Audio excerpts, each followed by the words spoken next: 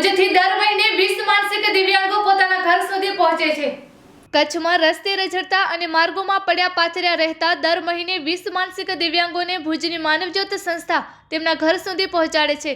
તેનું રાજ્ય, ગામ, શહેર, પરિવાર શોધવામાં માનવજ્યોત સંસ્થા ભુજને સફળતા મળે છે। દૂર દૂરના રાજ્યોમાં રહેતા પરિવારજનો પોતાની ગુમ વ્યક્તિની સતત શોધ ચલાવતા હોય છે। પરિવારજનો ચિંતા સેવી અનેક મુશ્કેલીઓ વેઠતા હોય છે।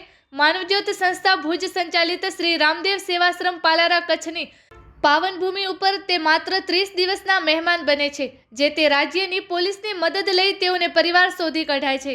પોલીસ સ્ટેશનોએ ગુમ નોંધના આધારે પણ પરિવારનો સંપર્ક કરાય છે। સૌપ્રથમ વિડીયો કોલથી પરિવારજનોને તેમની વ્યક્તિ બતાવાય છે, તેમની સાથે તેમની ભાષામાં વાતચીત કરાવાય છે।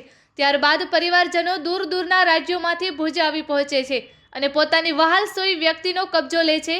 વર્ષો પછી થતા મિલનથી સૌ કોઈની આંખો અશ્રુભીની બને છે। ઘણા વર્ષો પછી મિલનો થતા પરિવારમાં ખુશીની લહેર ફેલાવે છે। ગરીબ કે શ્રીમંત દરેકના ગુમ સંતાનો પરિવાર માટે વહાલસોયા અને લાગણીશીલ હોય છે। આ કાર્યમાં દેશના દરેક રાજ્યોની પોલીસ માનવજ્યોતને મદદરૂપ બનતી હોય છે। માનવતાના આ કાર્યમાં પ્રબોધ મુનવર, પૃથ્વીરાજસિંહ જાડેજા, આનંદ રાયસોની, રીતુબેન વર્મા તેમજ સહદેવસિંહ જાડેજા, રફીક બાવા તેમજ દીપેશ શાહ, શંભુભાઈ જોશી, કનૈયાલાલ બોટી સહભાગી બનતા હોય છે।